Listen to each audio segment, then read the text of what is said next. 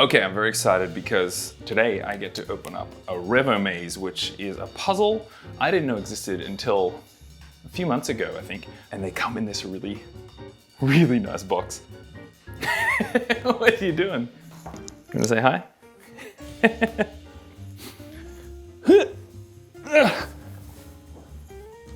There's Henry.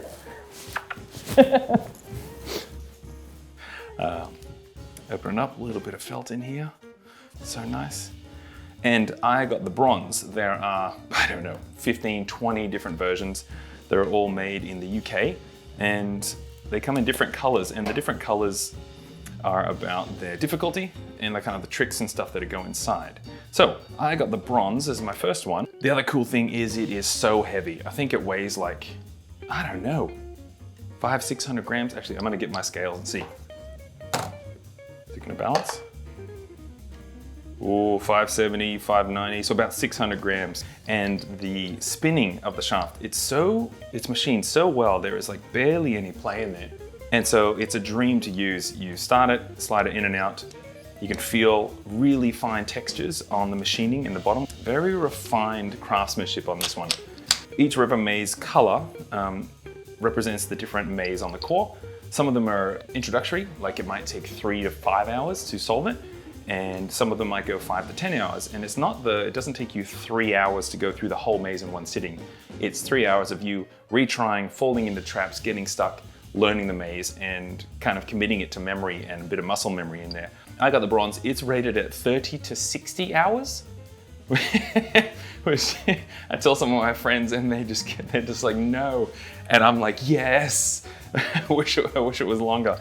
How it works is you have this outer sort of shell and then this inner core that spins and rotates.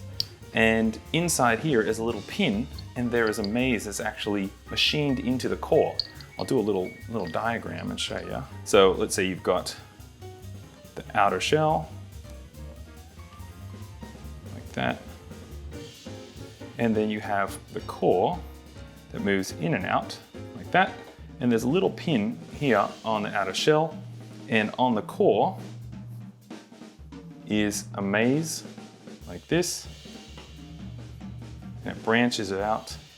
And you have to rotate the core to have this pin follow through all of the maze, and eventually you get the maze completed and you can pull out the core. And what I'm excited about today is that I finally got to the end of the maze, but I haven't pulled out the core myself. So far I've heard on the forums and Discord that getting to see the maze that you've only seen in your mind this whole time is really cool. So I'm very excited. So I'll show you the basics of how to get started. If anybody hasn't seen one of these, you rotate the core like this, and then eventually you get to a point where it resists, and then you can pull out, and you've started the maze there. So you found a little channel that the pin can follow into. So spoilers, if anybody is wanting to do the bronze Revomaze, don't watch anymore if you don't want stuff spoiled. I'm gonna go through the whole solution all the way to the end. I'm gonna show you the maze, I'm gonna ruin everything. So, okay, so I've started there, and then what you can do is you want to rotate the core left or right, backwards or forwards, to see if you can find the next kind of hallway to go down. If I rotate it towards me, while I'm pulling outwards, I can see it slides out a bit more. Okay, so now I'm at the next little corner, and I can feel that there's a wall there. I can't pull it any further. So I'm gonna rotate it clockwise, nothing happens, counterclockwise, and listen for this, that click. So what's happened is now I've fallen in this big, long kind of shaft that they call the trap, and there's nowhere to go, no matter how far in or out you move the core, except going back to the very beginning. The crazy thing about these Revomazes is it's entirely blind. So as you're retrying and doing trial and error, this maze starts to get drawn in your mind and you can remember sections of it. It's really cool to take to like a cafe or a bar and you're sitting there, have a drink, or even just like sitting in the park. Because it's blind, you don't need to look at it. So you're doing this and you end up just doing just really vacant staring, just going. And you'll get to a certain bit you haven't been to and you go, oh, what's that? In your mind, it's exciting and thrilling and edge of your seat, but you're just on the outside just staring. Yeah, so anyway, it's real fun. I spent probably the first 15 hours of that drawing no maps, just doing it all in my mind and testing out where I am in the maze. So like pulling through and like that, and then finding, oh, there's another little zone here. Where does that go? And then getting into this zone that I have no idea what are my surroundings. So if I go like this, let's see, where am I? I feel myself going up a ramp and then go back the other way, and I hit a wall. And now I have a choice to pull out or push in. Let's push in, and I can hear the click, and I'm back now into the same zone again. So I know this section of the maze well now, so I'm gonna try and bring it back. See if I can get back to the beginning. Okay, back to the beginning. So I did the first half of this maze just in my mind's eye, but the hard thing about this is you have pieces of the maze that don't align. You're like, I know there's this part here and this part here, but it kind of shifts around. So say like, I think there's this part of the maze here, and then I'm like, oh, but there's this other one that has a bit of a curve, and then an inlet like this with another piece like this. And I have these two mazes in my head, but they're spinning around. Eventually, you can't make any progress and you don't know why. So you need to do what's called a map, and that's basically meticulous drawings that will eventually show you that these two sections are in fact linked, or that this section here should in fact be down here, and it's right next to this one here, which you can't really do in your mind. Some people can. Some people do these entirely blind from the beginning to end, which is so impressive. I'm not at that level. I'm 50% maybe. What I end up doing is there are some videos on YouTube and there's some forums where they'll explain to you how to map. And what you do is you put this little ruler that I made just by printing out and marking millimeters on the Revomaze, and you use a little bit of tape and you put it around the core, and then you rotate. And when you start to pull out, you see where this little chamfer is, and you mark it and you say, oh, at 25, I've pulled out, and you get a ruler, and I just mark from this part here to the inside. At 25 millimeters, I pulled out of the outer shell 13 millimeters, 25 mil. So let's say we go 25 mil, and then we pulled out 13 mil like that. So we have this point here. So here is our first pathway. And I'm hitting a wall here, so then that can tell me that there is a wall there. And so you progress through the maze doing this, stopping, measuring, checking where your measurements are here, and you start working out that there is a pathway. And then when you fall in trap, you do your own little diagram of, okay, I think there's a trap here. And when I can pull it in and out, there's trap all the way through here, like this. So this is called mapping. It takes a lot of time, but sometimes you need that to get all the way through. Show and tell time. After so many hours, I have done this here. All of this was done by hand, measuring with the pencil, fine tuning, so many mistakes, so many falling in traps, so many going, where the hell am I? I have no idea. And then going, oh, am I back here? No, this is a totally different zone. Or getting really far through and going, yes, I'm in a new spot. And then realizing, no, oh, I'm just back here. And then not knowing how you got back there. So this is my map, and what it's done is I probably spent about 35 hours, I think, working on this, getting this done.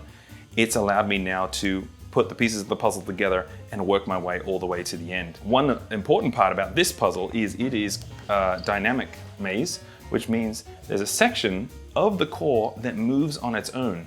So think about if you're doing the maze and you're standing there, you walk up to a wall and there's a wall there.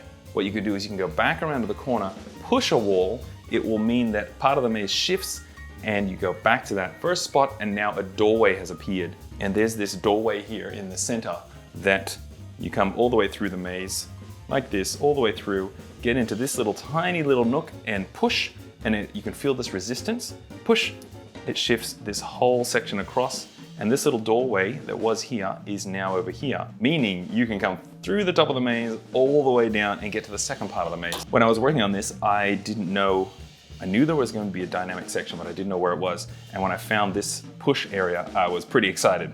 I pushed it and then went through all of this trying to find what door opened. Is there a new ramp I've got access to? Couldn't find it at all. And then I had the idea that when you push that, you have to go all the way back to the beginning and drop down to one of these early areas, and it frees up the second part of the maze. Really exciting. When that happened, I was like, oh, it was so exciting. Oh man, it's so dumb, but so good. What I'm gonna do now is I've basically done this so many times that I can do this just in my mind. Excuse me, spider. Hey, spider, watch out. You okay? Okay, so what I'm gonna do now is begin the maze, get all the way to the end, and then pull out the core and see it for the first time. So I'm going to do that, and I'm very excited. And to celebrate getting to solve this maze finally, I've got my favorite whiskey, Ardbeg Ugadal. Oh, it's so good, it's so good. So I'm gonna have some of this, or listen to the cork. Oh, yes.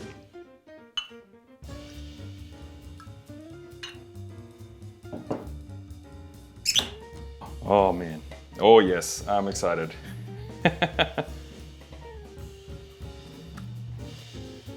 Oh,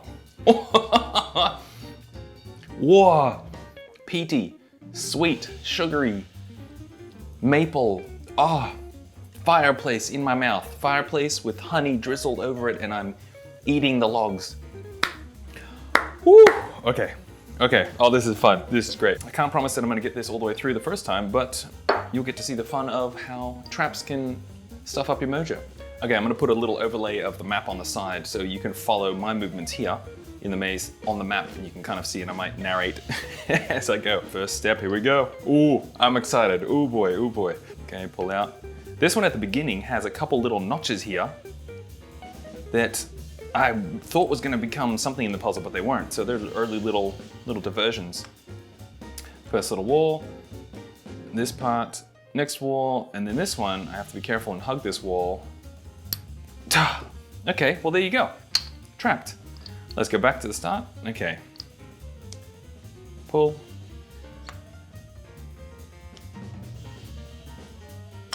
It actually weeds me out looking at it. I have to stare off to space so I can see it in my mind. Oh man, okay. So there's a little beginning ramp, and I'm gonna go down to this ramp and use these little walls as a little guide to sneak under here, pull into that wall, go down, and down in this section is the little trigger. So I've slid that little panel across.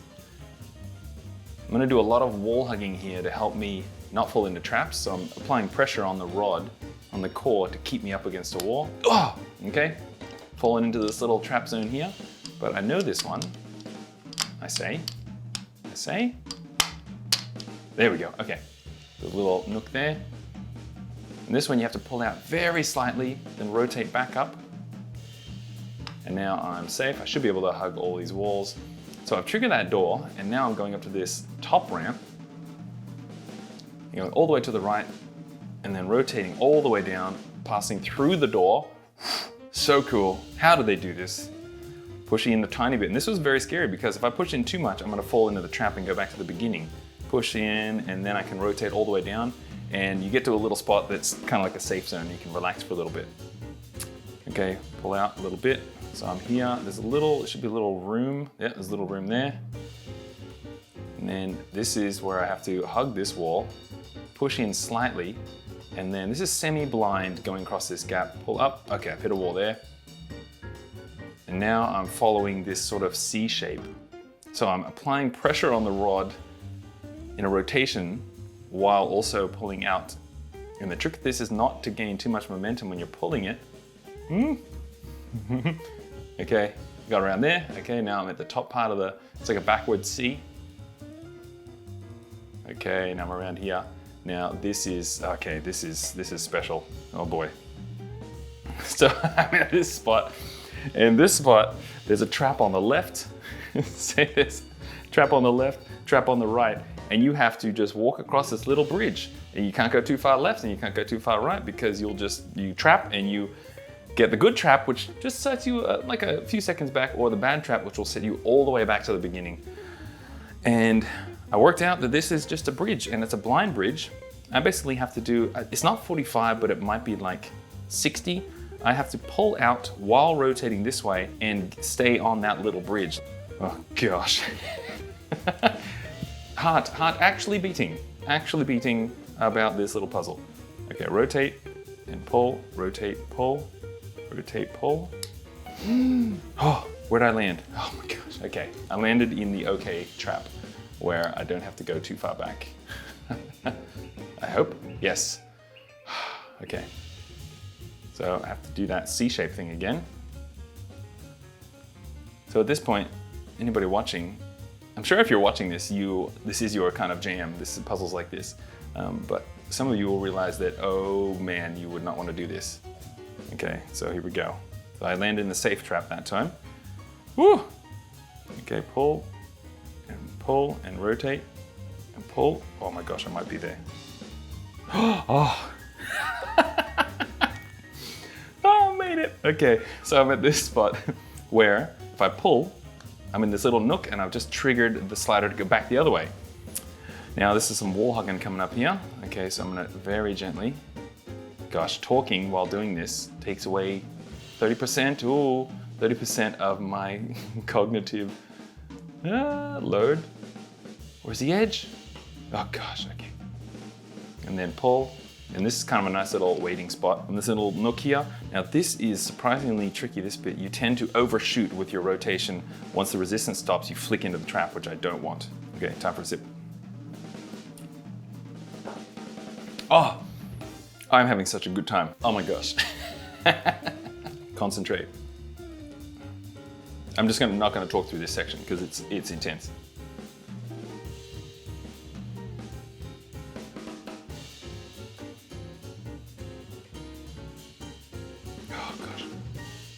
Where is the corner? Ah, okay, corner. At this corner, when I went through this, I pull out and there's this trap on the side, on the left side. If I pull this anymore, all trap, reset to the beginning.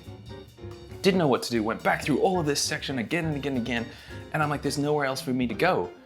And I was at this point one time, and I'm holding it, and then I bumped the core, and I went, no! And then I feel it jumped across this gap, and so that's the only way I learned how to do this. I have to be rotating this way, hugging this wall, pushing up against this wall, and then diagonally you leap across this teeny tiny little gap. Well, we'll see if I can do it. Yes, oh, it's so nice. That was like a millimeter and it felt like a kilometer.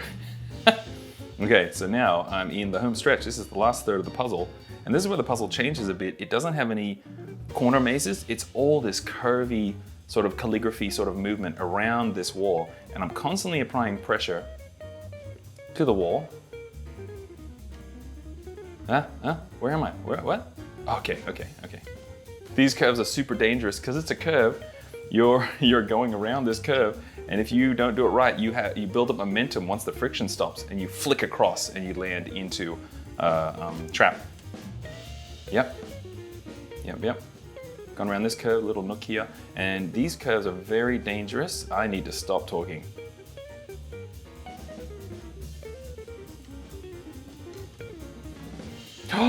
Okay, so I'm at the final stage and rotate, backwards. There we go. And now at a certain point, where is it? Here.